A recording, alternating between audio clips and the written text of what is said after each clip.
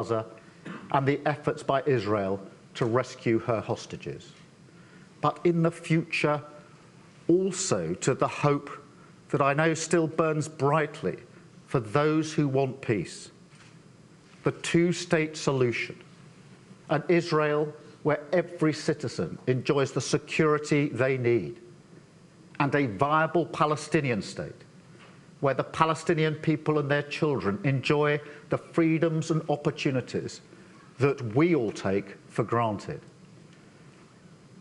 And that is why, while I understand calls for a ceasefire at this stage, I do not believe that it is the correct position now, for two reasons. One, because a ceasefire always freezes any conflict in the state where it currently lies. And as we speak, that would leave Hamas with the infrastructure and the capability to carry out the sort of attack we saw on October the 7th. Attacks that are still ongoing, hostages who should be released still held. Hamas would be emboldened and start preparing for future violence immediately. And it is this context which explains my second reason, which is that our current calls for pauses in the fighting for clear and specific humanitarian purposes, and which must start immediately, is right in practice as well as principle. In fact, it is at this moment the only credible approach that has any chance of achieving what we all want to see in Gaza: the urgent alleviation of Palestinian suffering, aid distributed quickly, space to get hostages out.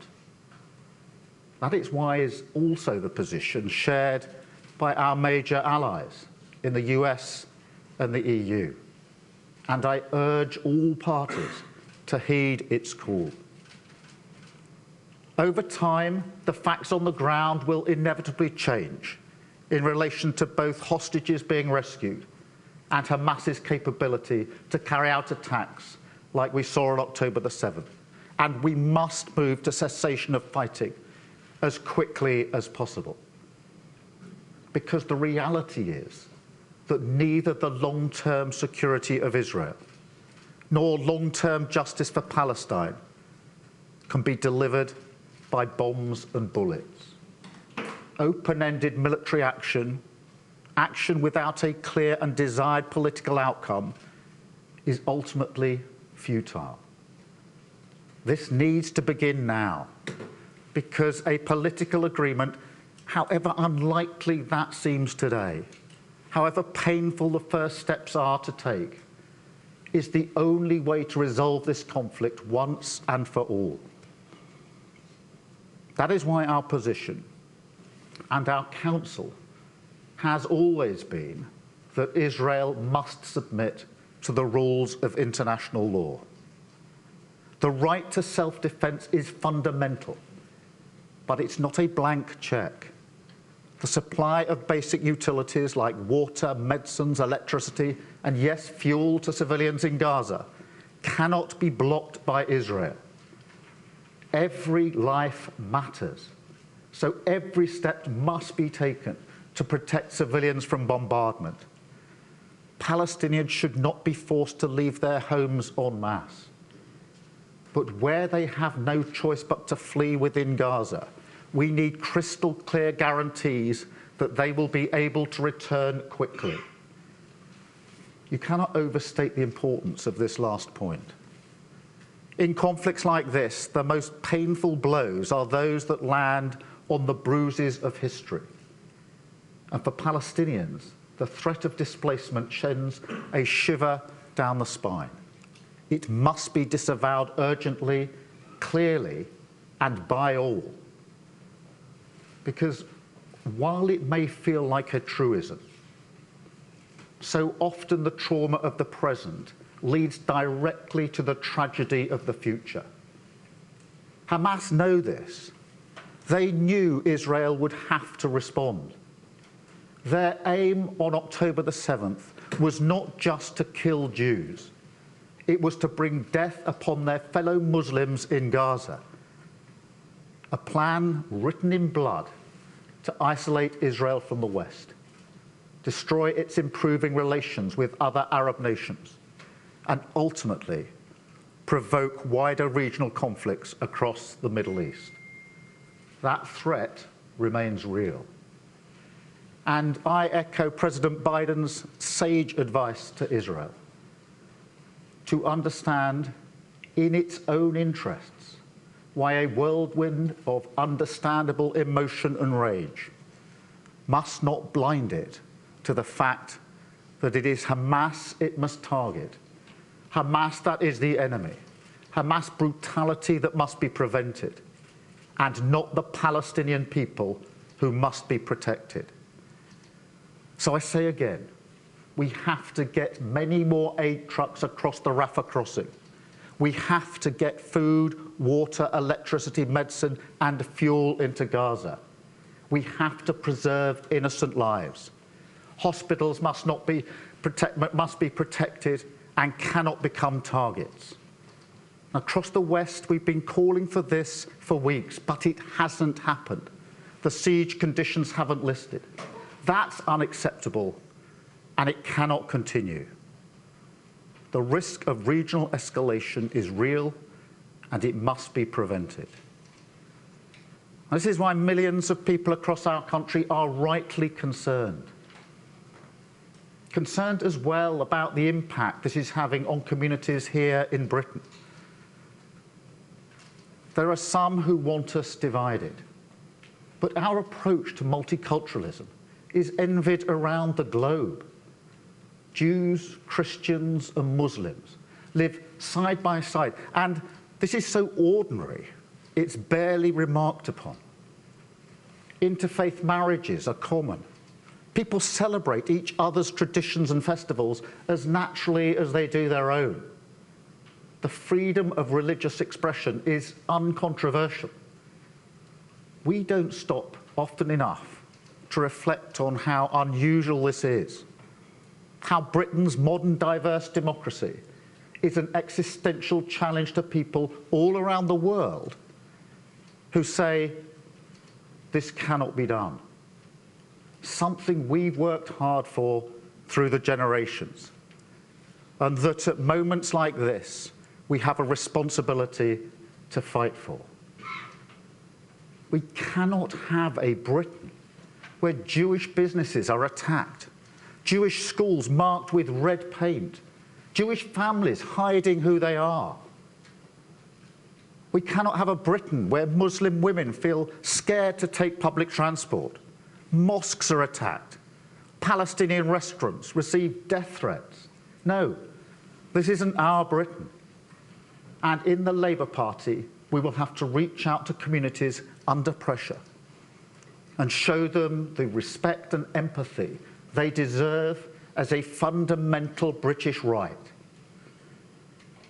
But ultimately, the gravest ramifications of failure will, of course, be felt in the Middle East itself. For too long, the international community has put the Israeli-Palestinian conflict into the too difficult box. There's no recent equivalent of anything like the concerted push for peace we saw in the 1990s and the early 2000s. No, what has happened is we have continually paid lip service to a two-state solution because it's easier, convenient perhaps, to look away from Gaza, knowing it is controlled by those who want to kill Jews and wipe Israel off the map. To look away from Israel, knowing people live without the security which they deserve. To look away from the West Bank, knowing more settlements are being built against international law. Now, I don't say any of this to start a new round of arguments or hand-wringing.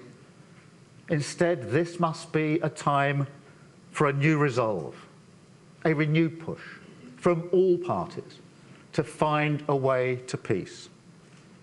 It will mean engaging with our Arab partners, working urgently on viable plans for a Palestine free from the terrorism of Hamas. It will mean engaging with Israel, seeking to address its security concerns in the future, but showing clearly that the settlement building is unacceptable, unlawful, and has to stop. The Palestinian people need to know there is a genuine will and determination from Israel, from Arab states, from the West, to finally address their plight in deeds as well as words.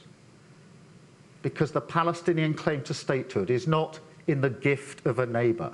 It is inalienable right of the Palestinian people and the clear logic of any call for a two-state solution. So my Labour Party will fight for that cause. We will work with international partners towards the recognition of a Palestinian state as part of a negotiated, just and lasting peace. Because even in the darkest days, in fact, especially in the darkest days, we have to keep alive the light of peace.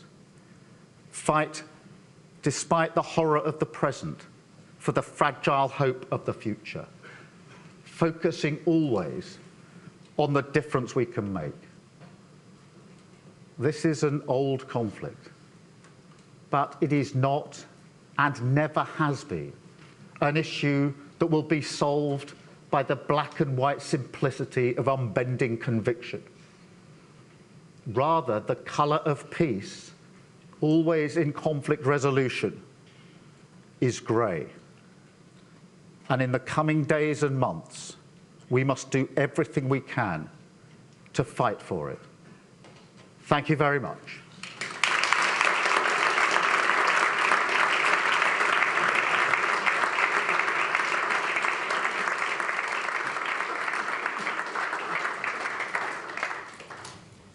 Keir Starmer, thank you very much indeed for that. Let me just kick off by asking a couple of questions on this vision you've set out. And the first question is what you think Britain can do itself, what influence it still has. You've made a very direct call there for international progress towards a two-state solution, reviving what some people, as I said before, think has long gone. What is it that Britain can do, and what, if you were in number 10 at the moment, would you do? Well, thank you for that question. I think we've got to look at the short term, the here and now, and that is undoubtedly the urgent question of humanitarian aid. You've only got to see the images on our screens of innocent civilians suffering, dying, hospitals unable to cope, to know that we have to urgently address that issue. And we have to pull together, we have to make that case for humanitarian pauses to allow that aid to get in. It is urgent. It was urgent last week and the week before. This humanitarian crisis has been going on for a very, very long time. So that's the immediate, and to allow and argue for the release of the hostages. They should not have been taken, they should not be held, and Hamas should release them immediately. And so they're the two immediate things that we have to address. But I think Britain also has to address the longer term, because, and I know some people will say, look, in the current context, it's impossible to even think about a two-state solution. I don't accept that. I think that because of the desperation of the situation we're in, we have to start the discussion about a two-state solution. I think that looking away in the last 10, arguably 20 years, has been a dereliction of responsibility, and we have to take up that responsibility, and we have to take it up now. So that's what I would be concentrating on if we were in government now. And by that you mean taking that to Israel, making those points to Israel and perhaps to Qatar, which is negotiating with Hamas? Yes, to all, I mean, to allies, to partners across the Middle East, to the US. This has to be a concerted effort. I think too many people have looked away and simply said it's too difficult, knowing what's been going on in Gaza, what's been going on in the West Bank. They've looked away. We cannot justify that any longer. Thank you for that. Let me ask one more. You're a lawyer of legal background. I'm not intending that to be a controversial statement. And from what you've described of Israel's actions at the moment in its justified pursuit of Hamas, do you think it's acting within international law? It has to act in accordance with international law. This is not an optional extra and nice to have. It has to be in accordance with international law. And that is a point that we have repeatedly pressed on Israel, and other countries have pressed on Israel. It has to act in accordance with the law. As to whether each and every act is in accordance with the law, well, that will have to be adjudicated in due course. I think it's unwise for politicians to stand on stages like this or to sit in television studios and pronounce day by day which acts may or may not be in accordance with international law. I think it's not the role of politicians. I don't think it's wise to do it. I come with the benefit of a lawyer of having litigated about issues like this in the past, and in my experience, it often takes weeks or months to assimilate the evidence and to then work out whether there may or may not have been a breach of international law. So I think the call for politicians to look at half a picture on the screen without the full information and form an instant judgment as to whether it's this side of the line or the other side of the line is extremely unwise, and I'm not going to get involved in that kind of exercise.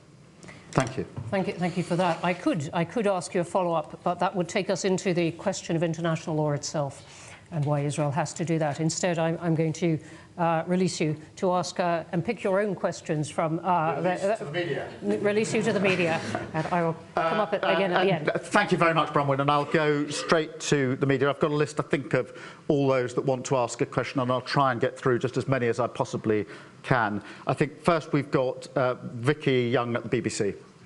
Thank you very much. In about a year's time, you are hoping to be Prime Minister. If that happens, will you allow your own ministers to undermine your authority and publicly disagree with you on the most important issues of the day? Look, collective responsibility is really important. There's no doubt about that, as is unity. And what is really important in answering this question and addressing this point is to understand what is driving people at the moment. I think it's impossible for anyone to see the suffering that we're seeing in Gaza and not feel compelled to try to do something about it. And that's why I said in my short speech that I understand why people are asking for a ceasefire. But equally, I do not think that a ceasefire now is the right way forward for the reasons I set out. So there is unity here. I'm obviously engaging with my front benchers, but there is unity, and what we want to see, which is the alleviation of the awful situation in Gaza. It is for me to address collective responsibility. I recognise that that is my duty. It matters, and I take that duty extremely seriously. But I do it in the context of understanding what is driving people in the call for a ceasefire, which is, in my judgment, not the call that we should be making as things stand for the reasons I set out. Thank you, Vicky. Anushka, ITV. Keir Starmer, the reason that dozens of Labour MPs are urging you to call for a ceasefire is because over 3,000 children are dead. Because you haven't done that today, we know that shadow ministers are considering resigning. The mayors of London and Manchester disagree with you. The leader Labour in Scotland says that you have hurt Muslim communities. How on earth are you going to bring your party back from this level of division? Well, we've all seen those images of children dead, and there's no unseeing those images, and I think it's really important to understand that. For the reasons I set out, notwithstanding that I do understand why some are calling for a ceasefire, I do not think that that is the right call now, because it does freeze the situation as it currently is. And if we freeze the situation as it currently is, that means that Hamas is left with the capability to carry on with the sort of attacks it carried out on the 7th of October and is continuing to carry out. It is still attacking. And of course, it is holding 200 plus hostages. You cannot freeze that situation without effectively denying a sovereign state its self-defense. But allied to that, and to alleviate the thing that is driving others to argue for a ceasefire, the humanitarian pauses to allow aid in are the practical, workable, viable solution that could be implemented realistically in the near future to allow that to happen. So for both of those reasons, my strong argument is that a ceasefire is not right now because it freezes the situation. Humanitarian pauses allow for an alleviation of the awful situation on the ground. Thank you, Anushka. I've got Paul from Channel 4. Thank you, Keir. Look, we've seen untold death and destruction in Gaza. Thousands of children lost their lives. The UN Agency for Palestinian Refugees has lost 63 of their staff members since October 7th. That's 63 UN workers dead since October 7th. Are you saying that Israel's actions in Gaza at the moment are justifiable? And if so, where do you draw the line, Keir Starmer? Well, firstly, in relation to your description of the aid workers and NGOs, Lisa and Andy and I met some of the NGOs just days ago, and they described to us the conditions in which they are trying to work. They described to us staff members who had lost members of their family, one staff member searching through the rubble in Gaza to try to find his 13-year-old niece who was dead, and I have a 12-year-old girl, and you can't be unmoved by those stories. The question is not how awful is that, because it is truly awful. The question is, what is the most practical way to do something about it? And that's why I said in my speech I've been driven by the response to the October the 7th tragedy and to the humanitarian tragedy, but also bearing in mind what is practical that will make a material difference on the ground. And I think it's humanitarian pauses, particularly with other countries, allied countries, the US, etc., making that similar call. They are the practical way to achieve that. So I'm not quarrelling with the need to address that. I am saying what is the best way, the right way to address that in the circumstances as they are.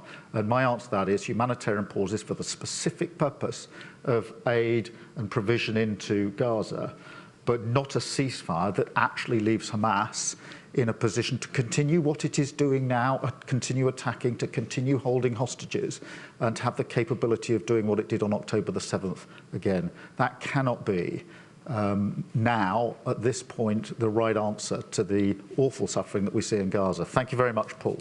Tamara, Sky. Tamara Cohen from Sky News. So, Keir, would you accept that this issue is tearing your party apart? You have made clear you don't support a ceasefire. If senior figures in your party continue to call for one, will they face any consequences? And can I also ask, you've backed the government's plan for humanitarian pauses. What, if anything, do you think the government are getting wrong in their response to this crisis? Tamara, on tearing the party apart, I think it's very important to recognise the unity in the Labour Party on the key issues. There's unity in trying to bring about an alleviation of the awful situation in Gaza. So nobody in the Labour Party is making any other case than that we have got to alleviate the suffering.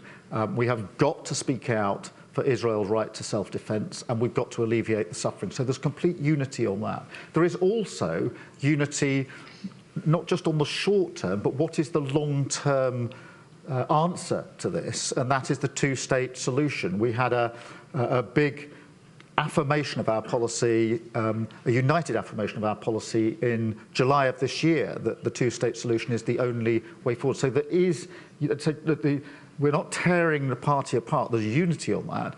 There are differences of view on how you achieve that, and that's why I say I understand why people argue for a ceasefire, but I do not think that is the right argument at this time. But we need to focus on where that unity is. It is my responsibility to ensure collective responsibility. I accept that. And we do need collective responsibility, and I take that duty extremely seriously. In relation to the government. Look, the government is sharing intelligence with us on a regular basis, for which we are grateful. At the moment, we are making the same calls to Israel, to others in the region, and with our allies. We are all talking to the Americans, to Middle East leaders, to Israel, as you would expect. And at this stage, when, bearing in mind, over 200 people are being held hostage, I don't think for me trying to find points of difference with the government is what the families of those hostages most want to hear. We met some of them just 2 weeks ago with harrowing stories of what has happened and their fears, understandable. And they urged on us that the United Kingdom stand as united and strong as it can in support of their right to have their loved ones back. And I heed what they say in answering your question. Thank you. Lee, Jewish News. Good morning, Keir. It's fair to say I've been contacted by dozens of Jewish newsreaders over the past few weeks, and the majority have been deeply impressed with the leadership you've shown over this crisis. But what I am also receiving are messages now from people very concerned about the MPs within your party who continue to speak at the mass Palestine demos that are taking place in London and other cities across the globe. Now, nobody is using, it's fair to say, the sort of language the Home Secretary used yesterday. But they are worried about, on the fringes of these demos, there's real examples of hate and extremism that is leaving the Jewish community in this country petrified. What would your message be today to those Labour MPs who continue to speak at these demos? Well, I think, Lee, we've all seen the images of the various demonstrations and protests, etc. And what I'd say is that where there's evidence of offences being committed, then obviously it's for the police to act on that. And obviously that's difficult for them on the ground, but they must do so. And the full weight of the law needs to be exercised against those who are committing offences, and that's a matter for the courts, and they will have our full backing in that. But the job of the police is to identify those offences, to make arrests where that's appropriate, but also to facilitate peaceful protest by those that want to have their voice heard. And it's getting that balance right that matters. And that's the context in which I answer your question, because both of those things have to happen. And they are difficult judgment calls that have to be made on the ground by the police. I spent 5 years working with the police service in Northern Ireland, who were deeply involved in other protests and know how difficult a job that is on the ground for police officers. Where they do identify offences, they should arrest and there should be prosecutions and they should have our full backing. But equally, we do need to recognise that the right to peaceful protest is a cherished right in this country, and we shouldn't give it up, and we should facilitate those that want to express their view. Thank you, Lee. I've got Kieran from The Guardian. Hi, Kieran Stacey from The Guardian. I understand you don't want to comment on what you think is legal or illegal under international law, and I understand your reasons for saying that you don't think an immediate ceasefire is the practical way to go. But I think what a lot of your members and MPs are hoping for is a clearer distinction on what you believe to be morally justifiable and not morally justifiable in terms of the actions that Israel is taking right now. So I'd like to give you two specific cases. One, the communications blackout for 36 hours that meant that innocent people in Gaza could not call the emergency services when they were the victims of shelling. And number two, telling people to move south of Wadi Gaza and then sending rockets south of Wadi Gaza to where people have evacuated. Are those two things morally justifiable? Not legal or illegal, but are they moral? Well, Kieran, I'm not going to break the rule I've just set out for myself in terms of not immediately adjudicating on each and every issue. But look, on the comms blackout, I think everybody was concerned about the comms blackout, and concerns have been raised in relation to that, understandably, for reasons that everybody will understand. And equally, the moving of people. And that's why I said in my remarks that where Palestinians feel that they have to flee, it is very important and made absolutely clear without any ambiguity that that is with a view to returning because of the history that lies behind this. So, I think in the words I've just set out in the 15 minutes or so that I spoke for, it's clear where I'm coming from on this, as it is on humanitarian aid. We have been saying now for a long time in the 3 weeks or so that we've had, that aid needs to get in, and that withholding water, food, medicines and fuel is not acceptable and has to be addressed. So I don't think reading and hearing what I've just said in the last 15 minutes can leave many people in much doubt about what I think should happen. But what I'm not going to do is adjudicate on each and every example that people may understandably want to put to me to answer. I've got Ahmed from the Muslim News, please. Ahmed Versi from Muslim News. Overwhelmingly, members of the United Nations General Assembly, voted for ceasefire. More than 70% of the public in this country, according to YouGov poll, want a ceasefire. We have a majority of the people in the world wanting a ceasefire because they want to stop killing of civilians and also of children. I mean, we've heard more than 9,000 Palestinians have been killed, more than 4,000 Palestinian children have been killed. Surely the lives are very important. Should you not listen to the overwhelming the public in this country and across the world and support the ceasefire? The discussions which are taking place in the Arab and the Muslim world and in the global South is that the West does not care for a Palestinian life. For the West, Palestinian life is worth less than the Israeli one. Thank you.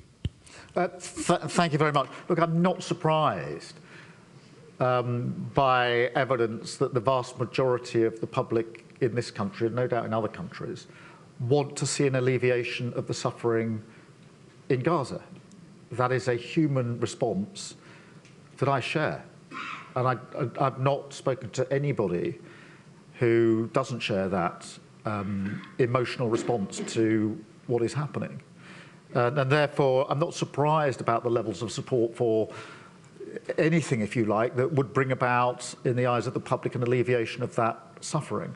The question I'm addressing is a ceasefire right if it leaves Hamas with the capability to continue to attack and carry out similar attacks to October the 7th, and when it holds 200 hostages? And my answer to that is no.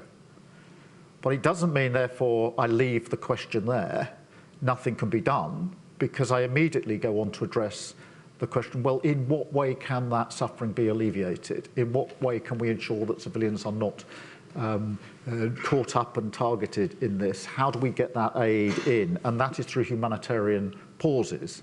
I haven't seen the polling on humanitarian pauses to allow aid in. I would be surprised if the vast majority of people in this country and other countries don't equally say, if that's a way, a practical solution, a practical way, the most likely way to alleviate the suffering and to get aid in, then we should be doing it. On the second point of your question, let me be absolutely clear. Each life matters. Each life is equal. And I don't look at an image of an Israeli child dead or a Palestinian child dead and distinguish between the two. I've got children. Many people will feel this as a human emotion. Each of those pains me, and I think pains equally the vast majority of people in this country, and we have to be absolutely clear that each life is valued equally, and the loss of any single innocent civilian life is equally valued and equally impactful in our response. Thank you, Ahmed. Can I go to Ben at the Mirror? Ben. Thank you, Keir. In your speech, you talked about the rising temperature on British streets. How worried are you about violence here and even the potential for a terrorist attack as a consequence of what's going on? And also, just to be clear, on collective responsibility, are you going to sack these front benchers who've broken collective responsibility? Look, on the Islamophobia, the anti-Semitism that is going up in this country, yes, of course I'm concerned.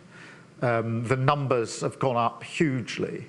And it shocks me that Jewish schools have had red paint painted on their walls, that Jewish families are having to, or feel they have to, hide their identity, that Muslim women are telling me they don't feel safe going on public transport, that mosques are telling me we are having to ramp up our security, that Muslims are saying we are being held to account for things that others have done that are nothing to do with us. I am worried about that.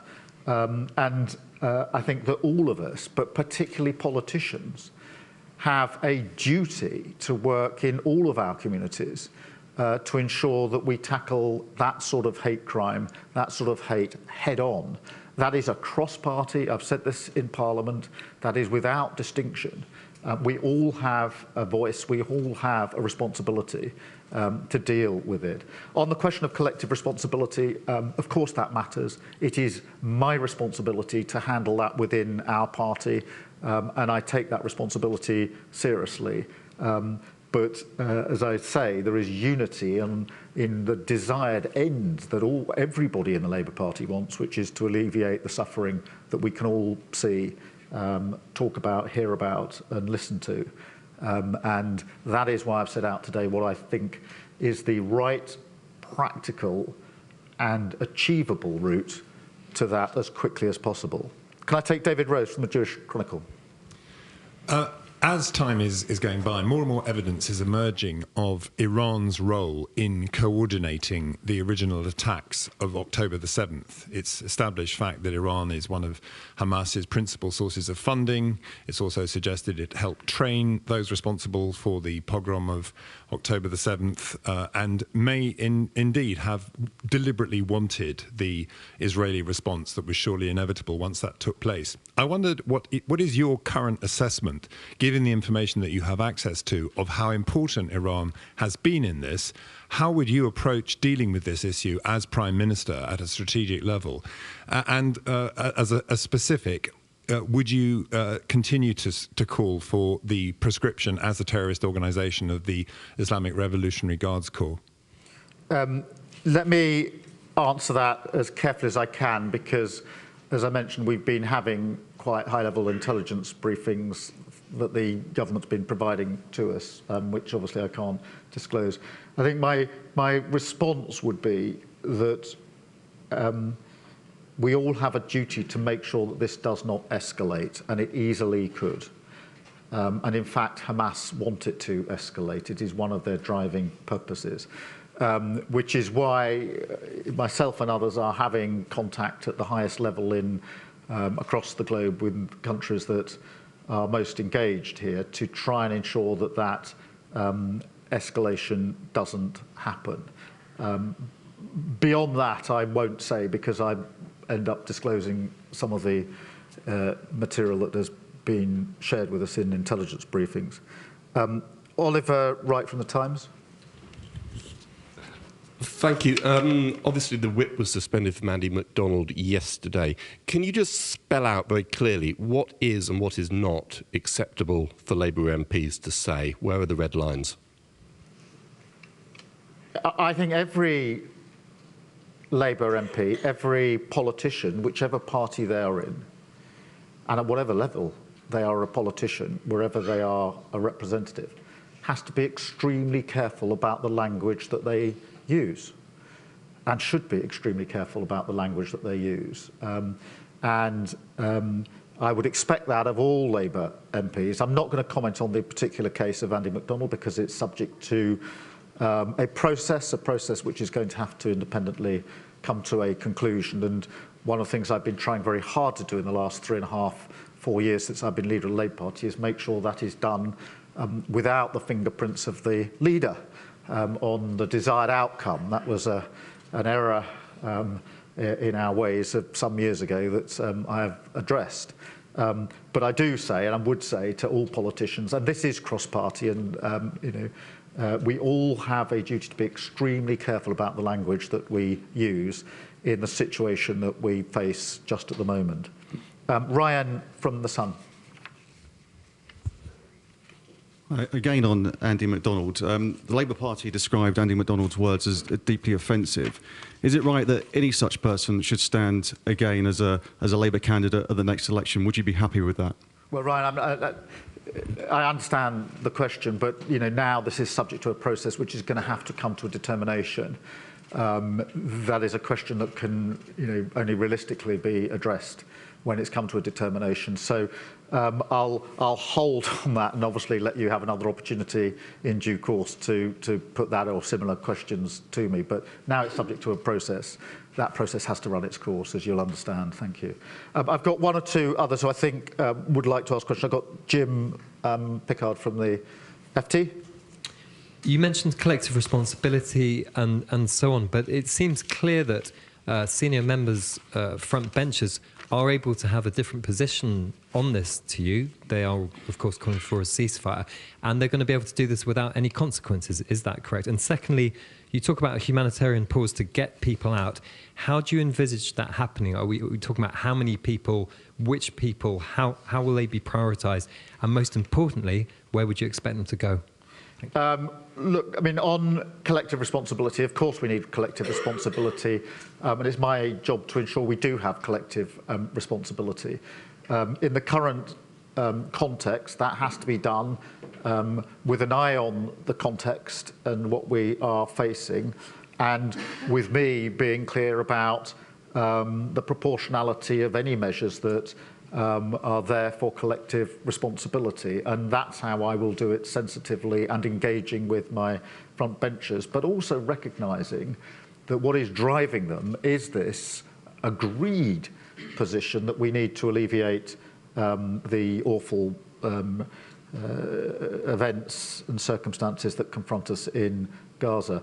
Jim, on the whys and wherefores, the practicalities, look, I don't think that me standing at a lectern like this dictating what a plan for the particular order in which things should happen under a humanitarian pause is realistic, But I do think that if we can drive the collective will to bring about a pause, then those are the questions that inevitably will need to be thought through and answered by those that will have to operationalise this. What I want to do today is repeat our calls for humanitarian pauses. It's a call the Americans, as you know, have made and others have made, with a view to bringing them around, and then the secondary questions of exactly what happens when can be addressed. But at the moment, it's creating that space for them in the first place. Can I have Arj from the Eye? Hi, Sakir. Hi, Sakir. I'm over here. Oh, sorry. Hi. Just a quick one. You talked about the push for peace in the 90s and early 2000s and how you want to revive that drive for peace and a two-state solution in the Middle East. Are you taking advice from Sir Tony Blair on this issue? Well, Arj, this taking advice is an interesting phrase. On the substance of the point, and I don't want to lose this because it's in the speech and it's very important, there has been a failure of leadership in recent years, with too many political leaders being prepared to look away, knowing what the situation really is on the ground. And I think we've got to be honest about that and confront that. And that's why even in the depths of this situation, we have to reach for the renewed hope of a solution to this. I mean, I am engaging with very many people on this issue, and I'm prepared to engage with anyone that will help us take a step in that direction. I'm not taking advice from anyone in particular, but everyone in general, because I think that I'm not pretending that I alone have got the capability, the silver bullet. What I do know is I've got a responsibility as a political leader to work with others to try to do now what I think has not been done in recent years, and I'll continue to do that. Thank you, Arj. Have I got Kate from Times? Yep. Thank you, Keir Starmer. Kate McCann from Times Radio. A video filmed in your constituency shows posters of Israeli hostages being torn down. How does that make you feel? And do the police need more powers to tackle this? The Met says it does. The Prime Minister says they don't. What do you think as a former Director of Public Prosecutions? And can we just be very clear on collective responsibility? However emotive the issue is, it's one of the key rules of a government sticking together. Have you suspended collective responsibility on this issue? Thank you. On the last question, no. But it is obviously a question for me, how I bring about collective responsibility. But the answer to the question is no. On the first part of your question on the images, I was shocked when I saw that. I don't think anybody else would be other than shocked when they saw that.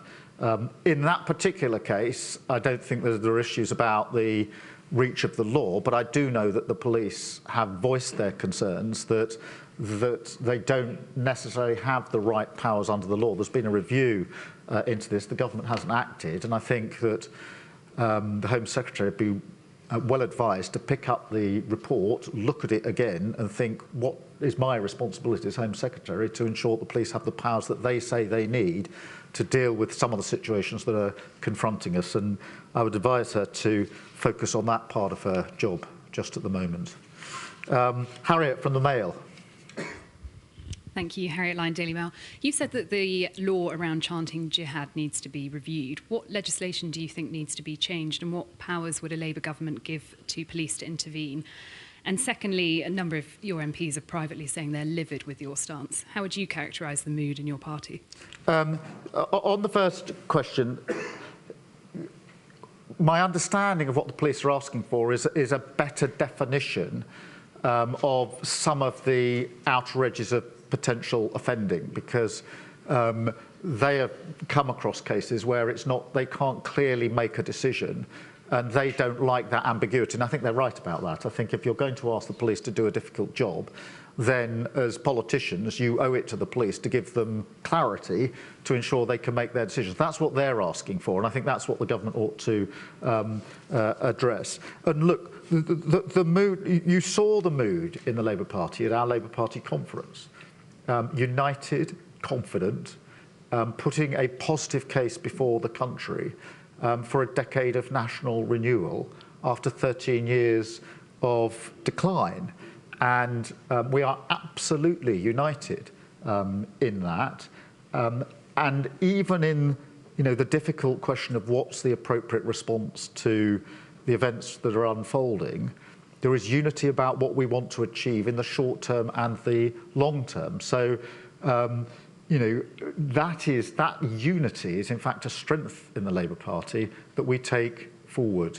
You saw it there at our conference. We addressed some of the issues I've addressed this morning at our conference, and you saw the unity of a conference of 18,000 people, Labour members, standing in silence, a minute's silence, to recognise the awful events in Israel and the Middle East. Thank you. And last question, Kate from The Independent. Keir, Andy Burnham said yesterday that senior Labour figures who have broken ranks to call for a ceasefire should not be branded disloyal. By going public, do you think that they have been disloyal? Yes or no? And I think I've done my best to answer this question a number of times. Collective responsibility matters. It's for me to set out the position of the party.